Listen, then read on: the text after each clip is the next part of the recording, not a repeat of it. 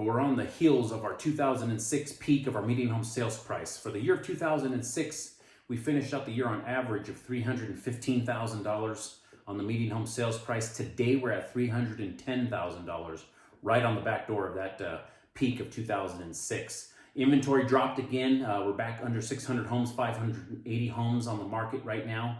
We were at about 618 the week prior. Market still continues to stay hot. For the year of this year so far, 2020, we've risen about just over 16% on our median home sales price. Another record year so far that's shaping up to be.